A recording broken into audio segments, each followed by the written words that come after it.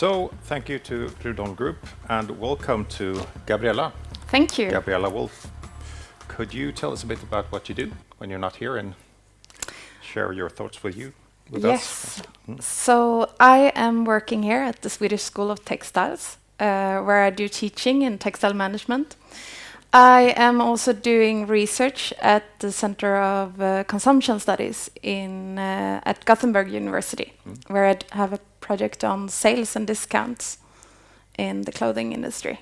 Yeah, that's interesting. What are your insights so far? Is there any? It's complicated. Yeah, it's complicated. That's the short answer. And there's a lot of discounting these days, so exactly. It's a very relevant field of research, I think. Yeah. Please tell us about what you're going to discuss with us. Transparency and Nudie Jeans. Exactly. Yeah. Good luck. So this presentation, I called it The Rationals, Work and Consequences of Working with Transparency at Nudie Jeans Co. Nudie Jeans Co. And I already introduced myself. I can also mention that I have a PhD in Management and Organization from the School of Business, Economics and Law at Gothenburg University. And that's what I am going to talk about today. So I will present my dissertation on Nudie's transparency work. And it's called Behind the Scenes of Transparency, a study of a Swedish denim company. And that's how I found this time when I was doing this research at Nudie Jeans, when I was doing all the interviews, and it felt as if I was becoming kind of part of behind the scenes of what they showed to the public and to the customers. So just a brief background on the situation in 2012 when Nudie Jeans decided to become this most transparent company in the world, as they call it themselves. What I could see was that there was a general call for more transparency, both in the public and the private sector. And it can be seen as a reaction to the increasing complexity that we have in today's society. It's opaque, we don't see, for example, where simple items in our lives, such as the food we eat and the clothes we wear, where they come from. So transparency came as some kind of solution to this, and it was connected to very positive other values of democracy, anti-corruption, accountability, and also sustainability. So it's that Nudie Jeans wanted to become the most transparent company in the world did not happen in a vacuum. And the textile and clothing industry is then an example of this complexity with supply networks, use of several intermediates, production in low-wage countries with poor working conditions, negative environmental impact of the industry, and it had been criticized both in media, by NGOs and customers for its lack of transparency. And by this picture, I just want to show that as a consumer at the very end, it's difficult to see what's behind, what's the work behind, where has it been produced, how has it been produced. So I dug into all the academic texts on transparency. So what were the findings from that? Well, I could find that there was one stream of research that looked at transparency as something that could be verified, it could be measured, it was outcomes, different degrees, and so on. And then there was another stream of research that problematized this. How can we measure transparency? What is transparency? And they looked more at the dynamic aspects of transparency. And that's kind of where I position my work as well. And I found that there was still a lack of understanding of what transparency consists of. What work is carried out? what reasons for increased transparency, and what were the consequences of increasing transparency. So the purpose of my study was first to empirically illustrate this, the work of transparency in practice, because few had done that before, and few had looked and followed an organization like that for such a long time. And then also to provide insights back to research on organizational transparency. So I formulated the question, how does a Swedish denim company work with organizational transparency in practice, for what reasons, and with what consequences? And then, well, it's not really in this order, because I actually started collecting material first, and I found that transparency is something important. It's something that many companies work with. But the data collection took place through interviews. So I had 55 interviews with different representatives from the company. But also, as you see at the end, I did a field study in Portugal, where I visited their production manager and their suppliers. I also did observations during meetings and presentations. And me and my colleague, Niklas Egel-Sandén, who also was part of the product in the beginning, we asked the CSR manager to take daily notes. So we were kind of a pain in the ass on her, because every day she wrote down a few comments, what she had done. And then when we met, we asked several questions. Oh, but who asked that? Who's that student? Where did they come from? And so we were really like wanting to get all the details around it.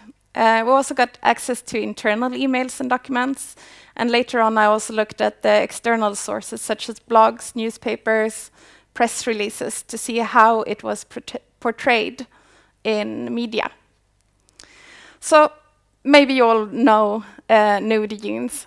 But just to give a brief presentation, it was founded in 2001 by Maria Eriksson and Joachim Levin. Later on, Palle Stenberg also became a co-owner. And they are based in Gothenburg.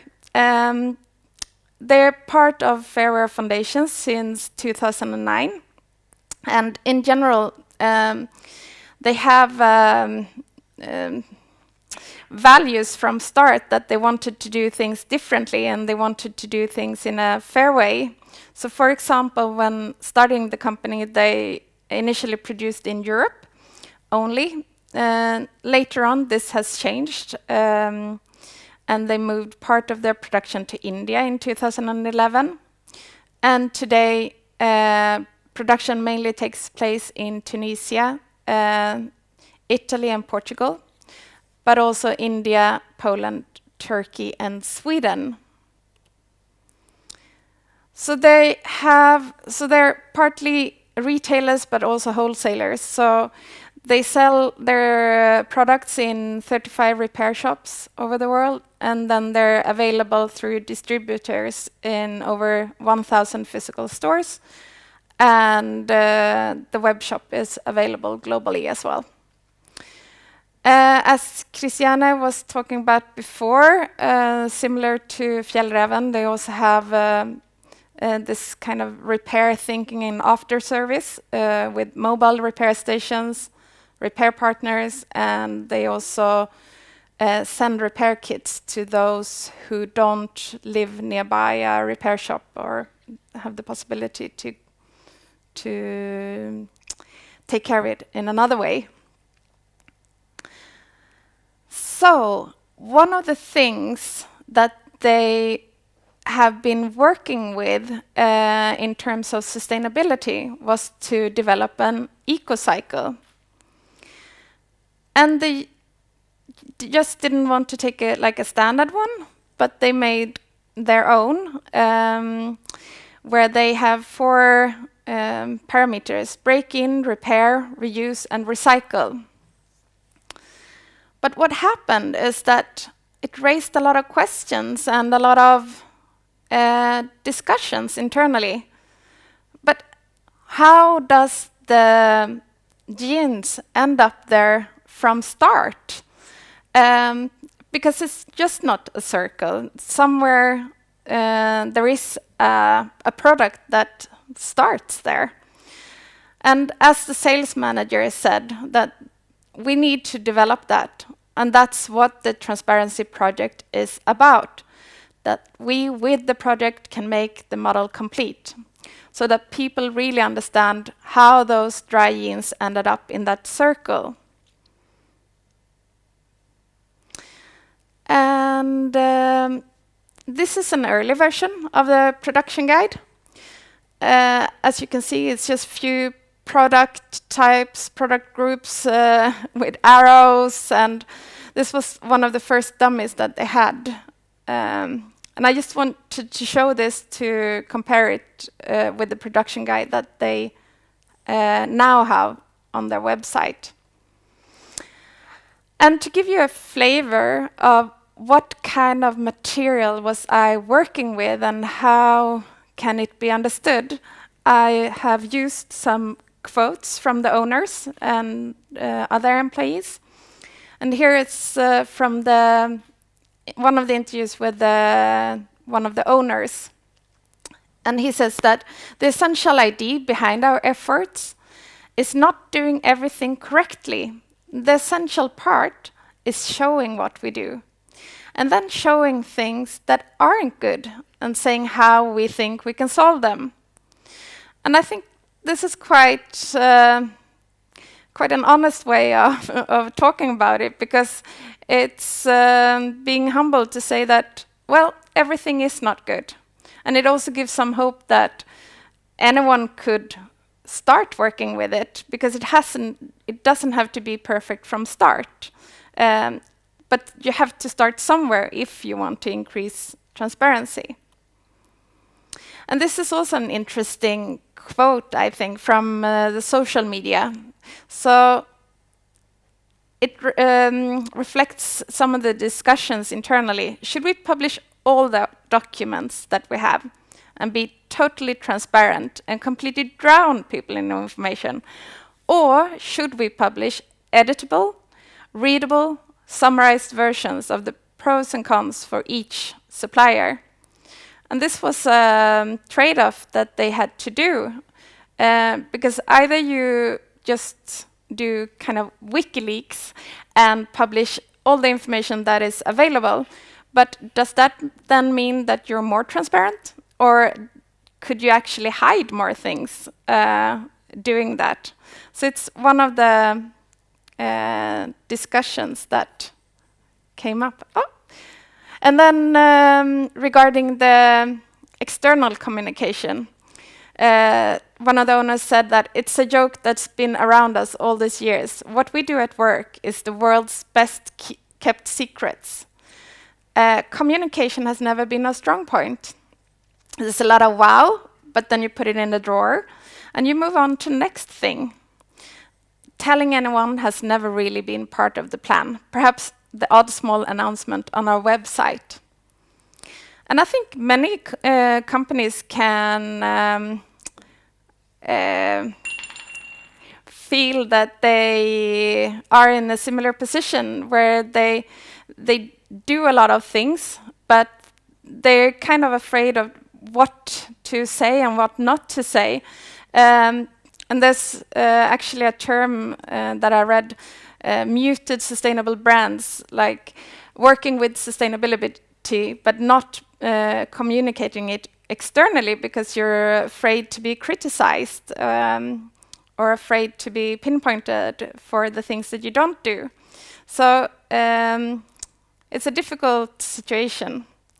But they decided to work with the production guide, and this is the kind of final result. This is how it looked like yesterday, I think it was, where you could actually see each product. So, for example, the jeans, they are produced in Tunisia, Portugal, and Italy. And you can also see the percentage of the total production that they have, where it's total production in value divided into the different countries. So then, taking a step back and looking at the material, what work was carried out, for what reasons, and with what consequences? Well, what I could see, there were 3 parts of the transparency work. First of all, it was about internal communication, keeping the employees and sales organization informed, and having all these discussions, what, when, how to publish information. They also organized trainings and workshops on CSR for employees in the sales organization. And the second part of the transparency work, which was maybe the largest part of it, was to map and to audit the supply chain. So the audits were performed by Fairwear Foundation, but a representative from Nudie Jeans was also there. And they followed up on the audits and worked with corrective action plans, because that's when they considered that they can actually make a difference. And they also distributed transparency agreements to all the sourcing agents, all the suppliers, for them to sign, to have their agreement on publishing information. And that was name and addresses of the factories used, also this summary of the audit reports, so the pros and cons of each factory. And the third part, and that's what we as customers or the public can see, was the external communication and finding these practical solutions for it and launching the production guide. Looking then at the rationales underlying Nudie's transparency work, I could see that there were several different reasons for them wanting to be increasingly transparent. First of all, as I mentioned in the beginning, it was part of a general trend in society. So it was a way to conform with the values and norms, beliefs that we have in today's society. Several other companies were doing similar things. Kappa, Lindex, H&M, they were all publishing supplier lists. So it was part of a culture, so to say. Secondly, they saw it as an opportunity to differentiate and to use it as a competitive advantage, because they realized that they knew their supply chain better than most companies or better than their competitors, and that they could actually have a business advantage as well in this production guide. They could create a buzz around it, for example. And then thirdly, they used it as a way to influence, because they wanted to change the industry and how it looked like, because they knew it was so secretive and they found it so difficult to collaborate or to talk with others due to this secrecy norm.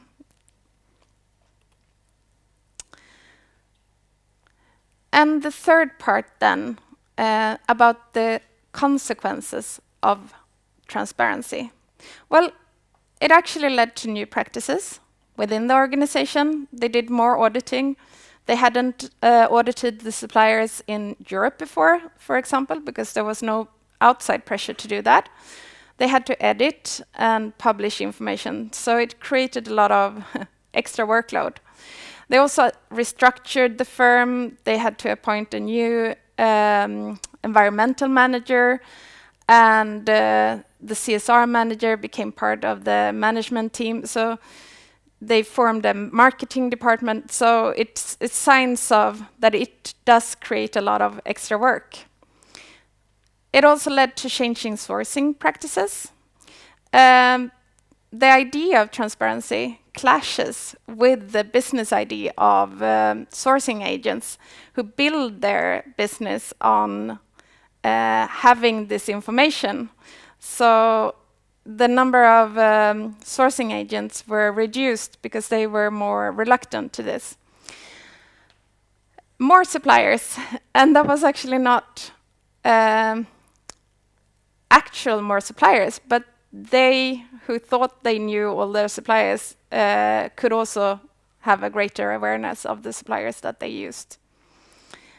And it led to more formalized documentation. So they had the transparency agreement now, they formed a sourcing policy, and also audit reports.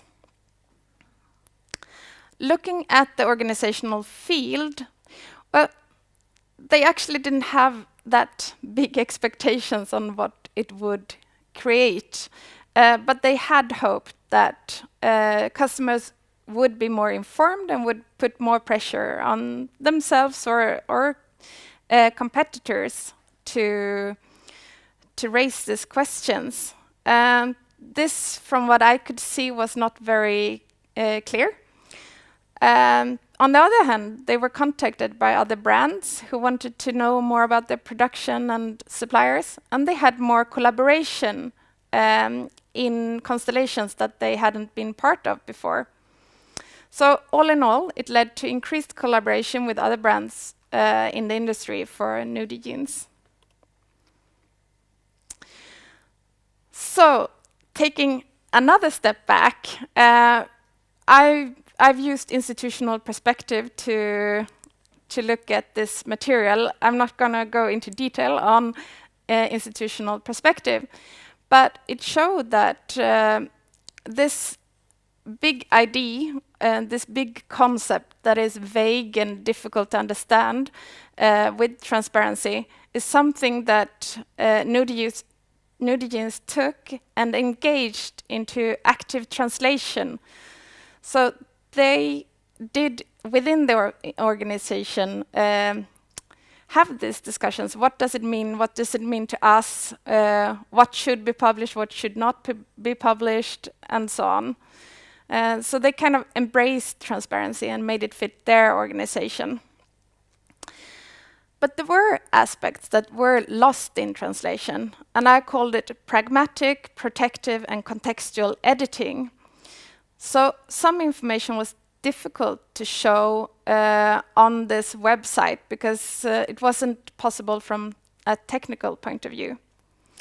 Other information was considered sensitive, either for the workers, the suppliers, or for the company itself. So some information was removed due to that. And the third part then, contextual editing. So what's interesting in the textile industry? Well, at this time and historically, a lot of focus has been on the social aspects. Where, how is it produced? How are the workers being treated? What are the working conditions? Do they have a trade association? Like these kind of questions, not so much the environmental aspects. So some aspects were removed due to the context. So just to sum up all this, this presentation, transparency work is a balancing act between different translations, rationales, and consequences. And it's influenced by the contexts, like, for example, in the textile industry, how it looks like there. But it's not necessarily constrained to predetermined definitions on transparency. So just because everyone else is doing, publishing your supplier lists, you don't have to do it the same way. And to look at these different rationales, it helps us to see, to decode an organization's transparency initiative. Is it just as a business thing, or is it just to follow the norm, or is it to actually make a difference? And it showed also that transparency can change the norms in the industry through greater openness and collaboration, and how the organization does not only respond to this outside pressure of transparency and the call for transparency, but they can also exert pressure. And that was it for me today, so thank you very much for listening. Thank you, Gabriella. Very interesting. I would like to ask you about how the suppliers and sourcing agents reacted to the transparency agreement. Yes, that's interesting because, of course, being given an agreement just to sign is not always so positive, maybe. But I would say that overall, the suppliers themselves, they were very positive, and they were even seeing it as kind of free advertising. To have their name on Nudie's website, it meant a lot for them, and it meant that they could also attract new customers, because normally the suppliers did not produce only for one. Yeah. On the other hand, and I spoke just shortly about it, the sourcing agents, they were more reluctant, and they didn't hold the information on all their sub-suppliers either. So. And they were more reluctant to share this. What was that, do you think? They said that, well, there was one sourcing agent that said, well, you have to consider privacy laws in Italy. Are you really going to publish this information? They were very critical when receiving this agreement. So it wasn't all better roses. No. One thing that I thought about was, for Nudie, when they made this decision, it was actually some kind of a differentiator. They were among the first in the industry to do this. And you also spoke about those muted transparency brands, who actually do stuff, but they don't communicate it. Mm-hmm. And this was due to the fact that they thought they were being afraid that even if they did things, it was not enough. Yeah. So there's some kind of basic level of doing the right stuff in the minds of the consumer. What do you think will be expected as mandatory actions that shouldn't be communicated, or is not a differentiator as opposed to those who are really changing things? Is there a way? Yeah, it's difficult because there aren't any kind of regulations on what to communicate from a legal point and how. Not legal. I mean, what the consumer expects from a brand in the year of 2020. Yeah, I think as a consumer, you still have to be very critical. And as I said at the end, to try to decode, is this like something that they do for marketing purposes only, or are they actually making it? And I think as the way Nudie solved it was they were very careful to just talk about what they did, not anything else. No. So what do we actually do? And doing that could actually help to kind of vaccinate against other scandals, because they had a history of they were mentioned in 2009 in this popular Swedish TV show, Plus, that they had chemicals in their products. So they had this history of having been kind of scandalized, and they felt that it was very unfair. So this was a way for them to provide their picture of what they're doing and what they're working with, and to kind of then vaccinate from other scandals. But I think as a customer, you still need to be very critical and not to buy in on everything. What do you think will happen in the industry regarding transparency in the years to come? Yes, I think it will be even more, and maybe that's why I emphasize this as a customer, to be critical, because I think we will see more initiatives, but then we need to think about what does it mean.